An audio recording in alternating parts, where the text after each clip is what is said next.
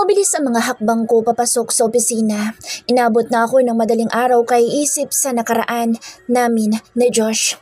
Paulit-ulit na tumatakbo sa isip ko ang mga nangyari noon. Yun ang mga bagay na iniiwasan ko ng isipin sa mga nagdaang taon. Para sa akin ay isa na lang siyang mapait na alaala. Nadatnan ko si Peter at Trina na masayang nagkukwentuhan ngunit agad na binalingan ako ni Peter pagkakita sa akin. Napansin kong wala pa si Boss Emong sa kanyang opisina. "Good morning, may dala ko sandwich." Masayang salubong sa akin ni Peter. Hindi naman nakatakas sa mga mata ko ang pag-irap ni Trina sa akin. Talaga? Salamat pero busog pa ako eh." Tanggi ko. I don't believe you." Sagot ni Peter na hindi naniniwala sa sinabi ko. Ipinatong niya ang sandwich sa table ko at nahiya na akong muling tumanggi. "Bakit ganyan ang itsura mo? Parang puyat na puyat ka." Komento pa niya. "Hindi aga nga ako nakatulog eh." "Nanood ka na naman siguro ng mga K-drama." Napapailing na sambit niya. Pumuesto na rin siya sa harap ng computer. Maya-maya ay tahimik na kaming nagtatrabaho. Bandang tanghali nang dumating si Boss Emong. Bagsak ang mga balikat niya at halata ang matinding pagkabahala at nagkatinginan kami ni Peter. At sigurado akong nahalata din niya ang pagkabalisa ng aming boss. "Aliyah, how's the delivery yesterday?" Walang buhay na tanong sa akin ni Boss Emong. "Okay naman sir, kompleto naman pong lahat." Sagot ko. Halata ang pag-aalala sa mga mata niya sa tila napapagod na naupo siya sa upuan sa harap ko. "I was informed that Mr. Castillo was here last night." Yes sir. Pero maayos naman po kami nagtatrabaho noon dumating siya. Wala naman pong mali sa delivery kahapon." Kinakabahang sagot ko. "Yes, I know you're good at what you do.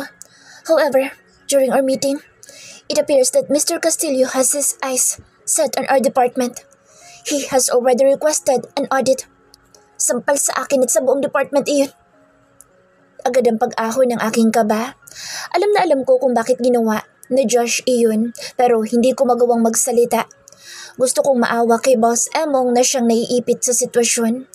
Parang pinipiga ang puso ko sa isiping labis pa rin ang galit sa akin ni Josh. Hanggang ngayon naniniwala pa rin siya na niloko ko siya. Kay layo na niya sa Josh na nangakong mamahalin ako. Ngunit kay bilis niyang napaniwala na trinaydor ko siya. I remember how hard he tried to get me back then. Of course, I declined his offer to sleep with him. Ilang beses niya akong kinulit at kahit pa gustong-gusto ko siya ay tumanggi ako. Labis din ang kanyang pagsiselos sa tuwing may katrabaho akong lumalapit sa akin. Hanggang sa ginawa niya ang bagay na hindi ko akalaing gagawin niya para sa akin. Niligawan niya ako. Everyone in the office is aware of it. I was moved and felt like the most beautiful woman in the world when he paid so much attention to me. He continued to court me at kahit na anong pigil ko ay napasagot niya pa rin ako. Nandoon ang alinlangan dahil sa layo ng estado namin pero ano pa bang magagawa ko? I'm already in love with him before he even noticed me. Alam kong marami ang nagtaas ng kilay sa naging relasyon namin, lalo na sa akin. Josh is the second child of the current CEO of Click IT Solutions, Mr. Santiago Castillo. Their company provides software programs that require a paid subscription, and it's true that he's a prince and I'm a commoner. Kaya naman hindi na ako nagtaka na maging ang assistant niyang si Henry ay malamig ang pakikitungo sa akin. I can sense his cold demeanor toward me. Nalaman kong hindi lang siya basta assistant ni Josh. They are like brothers. Si Henry ay anak ng business partner ng daddy ni Josh. Ang ama nito ang siyang utak ng negosyo ng pamilya ni Josh. Ayon kay Josh ay tatlo sana ang magkakasosyo sa negosyo nila. Ang daddy niya, ang ama ni Henry at si Mr. Alvaro Chavez. Sa kasamaang palad na aksidente ang ama ni Henry bago pa man magsimula ang negosyo. Bilang tulong, kinupkup ng pamilya ni Josh ang lalaki at pinag-aral. Kaya kahit na anong lamig ng pakikitungo sa akin ni Henry, batid kong mahalaga siya kay Josh. I was so in love with Josh at that time that I didn't care what other people thought of me. All I care about is him. Naniniwala ako na sapat ang pag-ibig para manatili kaming magkasama. I was naive back then. Akala ko kapag mahal mo isang tao, kayang pagtagumpayan kahit na anong pagsubok.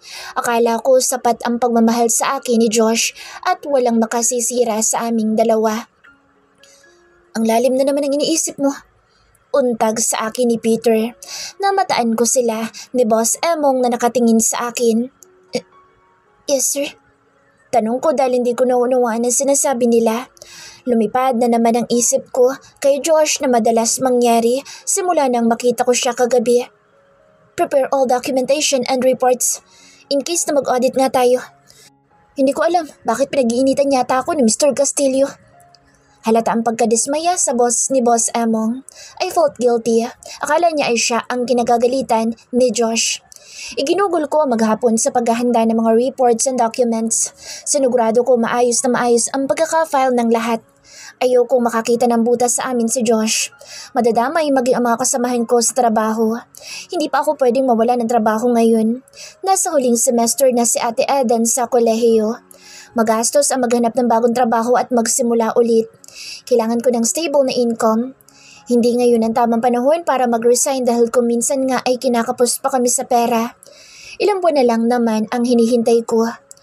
Nagsakripisyo noon sa Ate Eden para mapag-aral ako ng kolehiyo at hindi ko malilimutan ang disappointment niya nang umuwi ako sa probinsya namin.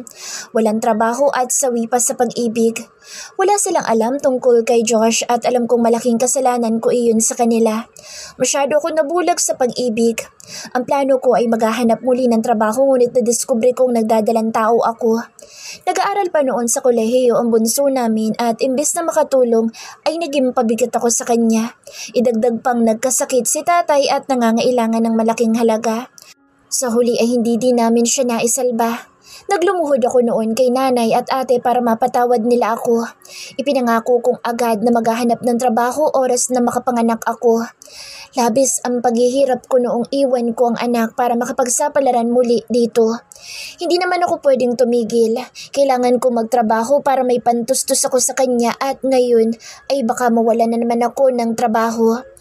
If only Josh knew. Ipinilig ko ang ulo at tinapik ang pisngi. No, he doesn't need to know. Wala akong balak na ipaalam sa kanya ang tungkol kay John. Tahimik na ang buhay namin at ayoko nang magulo ang sitwasyon namin.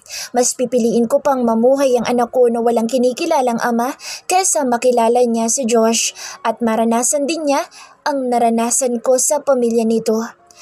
Pagkatapos ni ate sa kolehiyo ay tahimik na lang akong aalis. Tulad noong ipinagtabuyan niya akong palayo. Mabilis na lumipas ang mga araw. Josh is officially the company's major shareholder. Tulad ng sinabi niya, nagkaroon ng audit sa department namin. Naging bulong-bulungan iyon ng mga empleyado. Everyone thinks that there is something wrong with our department and that Josh has a valid reason for requesting an audit. Ilang araw ng stress si Boss Emong at maging kami din ni Peter. Mas higit ako. Fortunately, the auditor found no errors in our reports. Sa mga nagdaang araw ni Anino ni Josh ay hindi ko na nakita. I wonder what happened to Click It Solutions. Bago kami maghiwalay, ibatid kong unti-unting nalulugi iyon. Naalala ko pa noong mga panahon na problemado si Josh at ang ate Ramona niya dahil natatalo ang Click It Solution ng bagong sibol na kumpanya. Wala sa hinagap kong ako ang mapagbibintangang dahilan noon. Nabasa ko naman sa internet noong isang araw na maayos at tuloy ang operation ng kumpanya nila at ang daddy pa rin niya ang CEO noon. Kung ganoon ay bakit nandito si Josh? I know I shouldn't be thinking about him right now, but ever since I saw him, my thoughts have been drawn back to him. Inayos ko ang sarili at nang mapansin kong 3:00 na ng hapon ay dinampot ko na ang maliit na notebook at malaking paper bag. Naglakad ako patungo sa kabilang building. Sa bungad pa lang ng admin building ay malawak na ang ngiti sa akin ng mga lady guard na naka-duty doon. Nag-aalok ako ng mga pabango at bag sa kanila. Pumapayag akong hulugan ang bayad noon. Paraan ko yun para magkaroon ng extra income kahit papaano dahil nga lumalaki na ang pangangailangan namin. Ma'am Aliyah, sa katapusan na ako maghuhulog ha? Salubong agad sa akin ni Ara na isa sa mga lady guard na naka-duty sa reception area. Okay. Baka may magustuhan ka pa, ha? Nakikita mo ba yung mga bago kong nakapost? Tanong ko sa kanya. Yes, ma'am. Ang gaganda. Bet na bet ko lahat pero tapusin ko munang hulugan itong kinuha kong bag. Kukuha talaga ako ulit kasi magbe-birthday na si nanay. Ireregalo ko sa kanya. Ay talaga? Ito ang mga bagong designs. Pili ka na lang. Ani ko na ipinakita sa kanya ang mga photos ng bag sa cellphone na hawak. Maging yung dalawa pa niyang kasama ay nakiusyoso na rin sa amin. Busy kami sa pagtitingin sa cellphone at hindi namin napansin ang pagtigil ng sasakyan sa harap ng building at pagbaba ng lula noon. Natigil na lang kami ng pakiramdam ko ay may nakamasid sa amin. Pag-angat ko ng tingin ay nakatingin nga sa amin ang mga guards sa entrance ng building at ilan pang empleyado na nasa paligid. Narinig ko pang napasinghap sila Ara sa pagkagulat. Napatuwid din sila ng tayo at kanya-kanyang balik sa pwesto. Napalunok ako pagkakita sa lalaki nakatayo sa harapan ko na siya palang dumating. Ngayon ko lang ulit nakaharap si Josh. Unlike last night, I can now clearly see his eyes and the visible hatred in them. Sir, Good afternoon. Nagkakandautal na bati nila Ara. Ako naman ay pasimpleng dinampot ang paper bag na dala.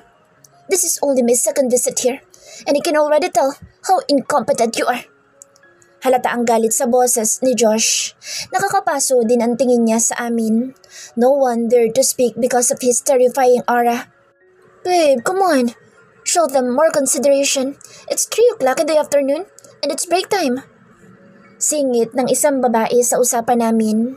Doon ko lang napansin ang babaeng kasama ni Josh at ang kamay niyang nakahawak sa braso ng lalaki. Napaawa ang bibig ko nang mapagmasdan na maganda niyang mukha. She has a hazelnut-colored hair and her brown eyes stand out against the rest of her features. Morena ang kanyang balat na bumagay sa kanyang mukha. Sa unang tingin ay mukha siyang mataray ngunit kay lambing ng kanyang boses kapag nagsalita na. When Josh turned to face her, his expression softened.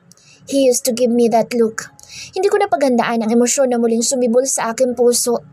Bakit ako nasasaktan? Mabilis kong iniiwas ang tingin sa kanila. Kung pwede lang ay tinakbo ko na ang kabilang building pabalik sa opisina namin. Hindi ko na naintindihan pa ang mga sinabi pa ni Josh. My mind is preoccupied with convincing myself not to cry. Ano bang nangyayari sa akin? Hindi mahirap hulaan ang babaeng kasama ni Josh ngayon ay ang nagmamay-ari ng kanyang puso. But why am I still hurting? Bigla ko naisip ang anak ko. Ganoon pala iyon. Masasaktan ka pa rin pala para sa anak kahit pa matagal mo nang tinanggap na hindi siya makikilala ng ama niya. Lihim kong pinagalitan ang sarili. Dapat sa ngayon ay hindi na ako nasasaktan. I took a deep breath and tried hard to conceal my emotion. Nang muli ako mag-angat ng tingin ay sinalubong ako ng mga mata ni Josh. He was staring at me intently but I couldn't read his expression. Samantalang ako'y nahihirapang itago ang nararamdaman. Hanggang sa tumalikod na siya at naglakad papalayo. Gulong-gulo ang puso at isipan ko. Labis ang epekto sa akin ng muling pagkikita namin ni Josh. My feelings flooded back in like a tsunami. How will I deal with all of this? Sinundan ko na lang sila ng tingin habang patungo sa elevator kasunod ang mga staffs nila. Sorry, Ara. Nahihiyang hingi ko sa kanila ng paumanhin nang makaalis na sila, Josh. Okay lang, ma'am. Ang sungit naman talaga ng bago natin, boss. Ay naku. Sagot niya. Oo nga. In fairness, mukhang mabait ang jowa. Komento naman noong isa. Hoy kayo.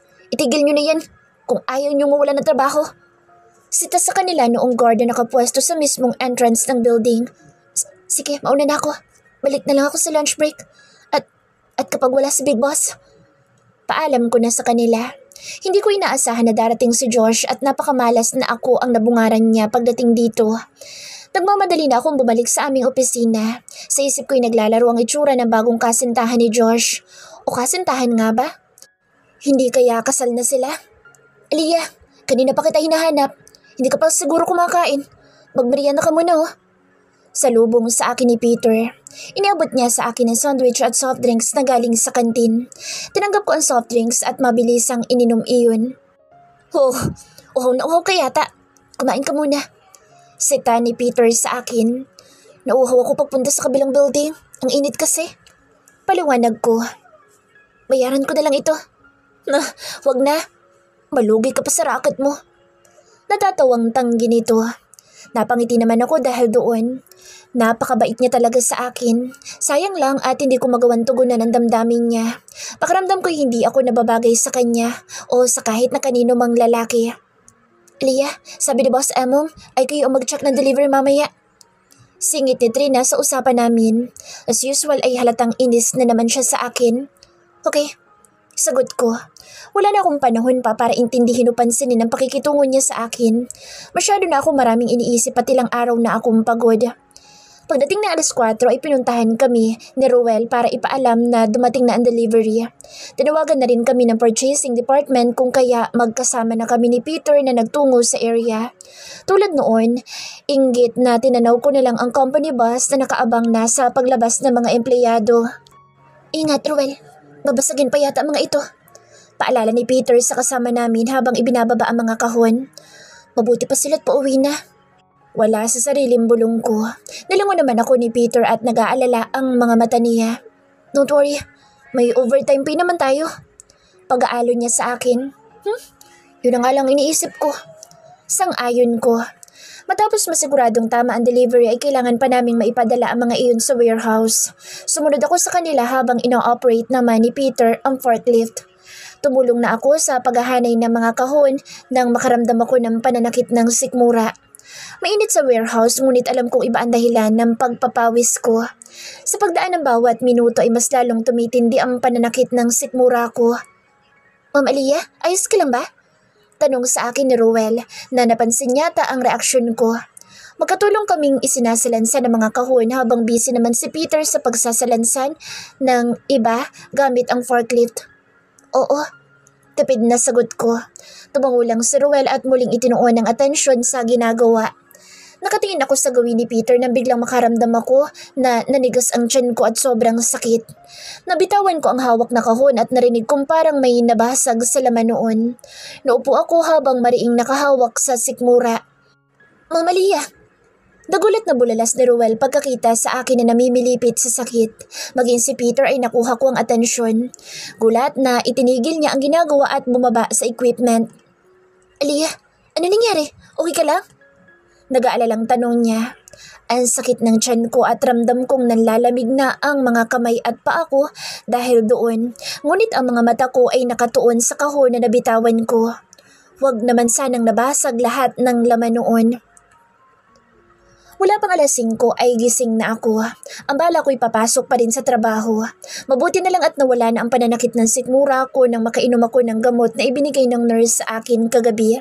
Acid reflux umano iyon marahil sa pag-inom ko ng soft drinks na walang laman ang tiyan. Sa klinik na lang ako naghintay kay Peter na matapos ang ginagawa. Matapos ang 1.5 oras ay bumalik si Peter sa klinik at magkasabay na kaming umuwi. Panay ang pagalit niya sa akin dahil sa hindi ko Peter, I'm sorry. Hinging tawad ko. Tara na lang doon sa HR. Huwag kang iiyak pagdating doon ha. Bilin niya. Nagpatiuna na siya sa paglalakad habang patungo kami sa kanilang building ay mataman ako nag-iisip. Kung sana lang ay may nararamdaman ako para kay Peter. He is the most responsible man I have ever met.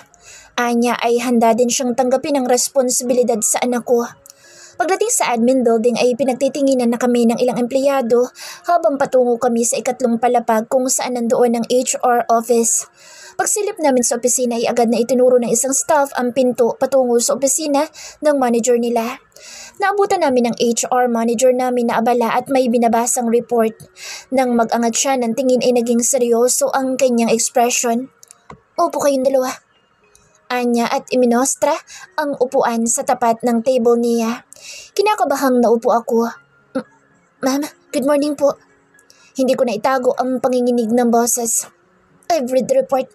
Ang sabi dito ay si Peter ay nag-ooperate ng forklift at aksidenteng nahulog ang isa sa mga kahon at nabasag ang laman noon. Natigilan ako sa narinig. Hindi ganoon ang nangyari. Ako may hawak ng kahon. Akma magsasalita ako ngunit napansin ko si Peter na bahagyang umiling. Dahil doon ay naitikom ko ang bibig. Patid kong napansin din ng HR head namin ang tinginan namin ni Peter at malalim siyang napabuntong hininga. You don't have to lie. We've already investigated the incident. Dinala sa klinik si Miss Velasco kagabi. I'm sure something happened that led to this incident. Ma'am, sumama po ang pakiramdam ni Aliyah. Nagpanik ako kaya nahulog ang isang box. Bakit kasama siya kung magkamemo man kami? Nagkasakit na nga yung tao eh. Depensa ni Peter. Halata ang inis niya. I understand pero alam niyo ba kung magkano ang halaga ng mga nasirang materyales dahil sa kapabayaan mo? Seryosong tanong ng aming kaharap. Hindi ko magawang magsalita.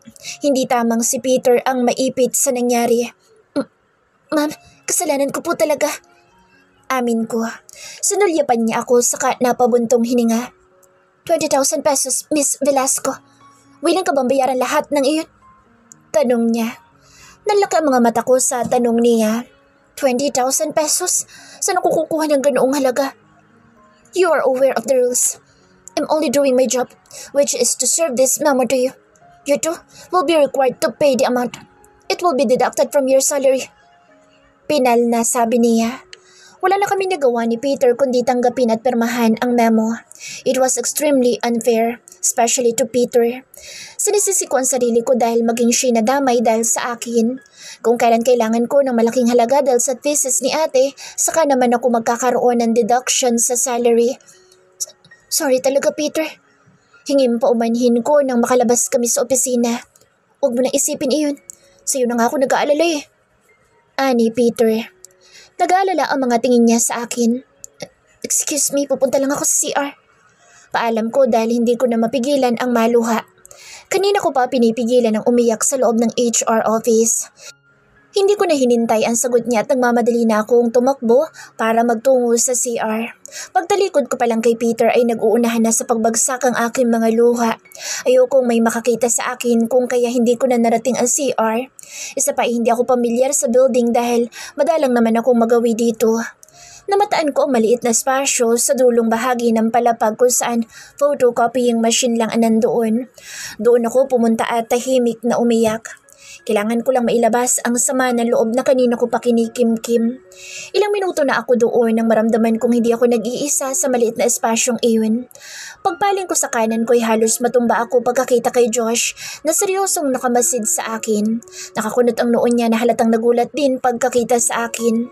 May hawak siyang papel at noon ko napansin ang mga yukos na bond paper na nagkalat sa sahig. Mukhang nag-malfunction yata ang photocopying machine at hindi niya iyon mapagana ulit pero bakit siyang gumagawa noon? Sinulyapan ko siya at napigil ko ang paghinga dahil mataman pa rin siyang nagmamasid sa akin. Are you crying because of a disciplinary memo from HR? If you cannot perform your task properly, you are free to leave. Malamig niyang sambit. Hindi ko magawang magsalita. Kay lakas pa rin ang epekto niya sa akin. Napatras ako nang sa isang iglap ay kailapit na niya sa akin. Lalong nagwala ang puso ko sa kaba. He was about to grab my arm but he stopped midway. It seems he can't bring himself to even touch me. Salip ay sinuyod niya ako ng tingin mula ulo hanggang paa. Lalo ko nanliit sa ginawa niya. What happened to you? Where did that money go? Tama nga sila. Walang umaasenso sa gumagawa ng illegal. Look at you now. Ramdam ko ang panunuyo ng lalamunan. Hindi ko alam ang sinasabi. Hilot, Riley, dahil doon ay natigil ako sa pagsasalita. Still trying to deny it, Aliyah? If I were you, I'd simply leave. It's not worth it. You're giving me the opportunity to exact revenge on you for ruining me. May halo ng pagbabanta ang boses niya. Napatulala ako sa kanya. Naghihiganti siya, gayong wala akong ginawang kasalanan sa kanya. Ni hindi niya ako pinaniwalaan. Sa unang pagkakataon ay sinalubong ko ang tingin niya, bagay na hindi ko akalaing makakaya ko pang gawin. And you told me you loved me, but you didn't even stand up for me. Wala sa sariling usal ko. Huli na nang mapagtanto ko ang sinabi. Napansin kong natigilan din siya sa sinabi ko ngunit saglit lang iyon. Muli ay nanlisik ang kanyang mga mata sa galit. Wala sa plano ko ang ungkatin ng nakaraan namin ngunit nagawa ko na. Ngayon, ako nakaramdam ng pagsisisi. Who are you to speak of love when you have chosen money over me? His eyes are red with rage. Napaatras ako sa takot. Ako nang magsasalita pa siya nang maulinigan ko ang boses ni Peter. Aliyah? Tawag ni Peter sa akin. Sir Josh, good morning po. Halata ang pagkagulat niya pagkakita sa boss namin. Josh didn't even look at him. Nanatili ang nagbabaga niyang tingin sa akin. Binawi ko ang tingin kay Josh at nagmamadali na lumapit kay Peter. Nakatungong inabot ko ang braso niya at hinila siya. Tara na Peter. Aya ko sa kanya. Gusto ko na makaalis sa lugar. Pakiramdam ko ay hindi ako makahinga. Nagtataka man sa reaksyon ko at ni Josh ay agad naman tumalima si Peter. Magkasabay na kaming umalis ng lugar. Hindi na ako nagtangka pang lingunin si Josh. Batid kong mas lalo ko lang siyang ginalit dahil ipinaalala ko ang nakaraan namin. How does this tow machine operate? Iritadong bulong ko. Nagtungo ako sa labas ng opisina para mag-photocopy ng document na kakailanganin ko para sa meeting ko mamaya. Ngunit nakailang attempt na ako ay hindi pa rin maayos ang inilalabas na dokumento ng machine. Damn that incompetent woman. How could she file for leave knowing I'd be here for a board meeting? Sisiguraduhin ko wala na siyang trabaho babalikan. Pagbabanta ko sa secretary ko sa isip. Kanina ko lang nalaman na naka-leave siya. Damn it! Inis na sinipa ko ang photocopying machine. Mas lalong umiinit ang ulo ko. Ilang papel na ang nasayang at nagkalat sa sahig. And this useless machine just keeps blinking. Naupo ako para pulutin ang mga papel na nagkalat. Naramdaman kong may lumapit sa pwesto ko. Kasunod noon ay ang nakarinig ako ng may hinang hikbi. Naikunot ko ang noo at sinulyapan ng dumating. Nakatalikod sa akin ng babae, gayon pa man ay agad ko siyang nakilala. Anong ginagawa ni Aliyah dito? Hindi ko alam kung ano magiging reaksyon ko pagkakita sa kanyang umiiyak. Seeing her again brings back a lot of feelings, especially the pain of her deception. Hanggang ngayon ay hindi magandang estado ng Click It dahil sa ginawa niya. 2 years ago, I left Click It because I believe it was the moral thing to do. The company lost a lot of money and I blame myself for that. Hindi lang pera ang nawala dito kundi ang maraming oportunidad. In a few years, it made a clear bankruptcy. Labis ang hiya ko sa aking pamilya. Mas lalong higit kay Tito Alvaro na siyang kapartner ni Dad sa negosyo. Pinagmasdan kong muli ang babae. Marahil naramdaman niya na may kasama siya sa lugar kung kaya lumingon siya sa gawi ko. Bakas ang pagkagulat niya pagkakita sa akin. Namumula ang mga mata niya dahil sa pag-iyak. Kung noon ay ayaw na ayaw kong nakikita siyang umiiyak, ngayon ay wala na akong pakialam sa kanya. So instead of feeling sorry for her, I insulted her. Nababasa ko ang pagdaan ng sakit at takot sa mga mata niya sa bawat salita at pagbabantang binibitawan ko. Ngunit baliwala sa akin kung ano man ang maramdaman niya. Kulang pa iyon sa panloloko niya. And you told me you loved me, but you didn't even stand up for me. Sagot niya nang sabihin kung umalis na lang siya ng kumpanya. Matinding hinanakit ang nakalatag sa kanyang mga mata. Sa halip ay mas lalo iyong nagdala sa akin ng matinding galit. At siya pang may gana magtanim ng sama ng loob. I didn't fight for her. She could be in jail right now if I hadn't begged Tito Alvaro not to send her there. Dapat lang ipagbayaran niya ang kasalanan niya pero dahil mahal ko pa rin siya noon, kaya ako na ang nakiusap sa pamilya ko na huwag siyang kasuhan.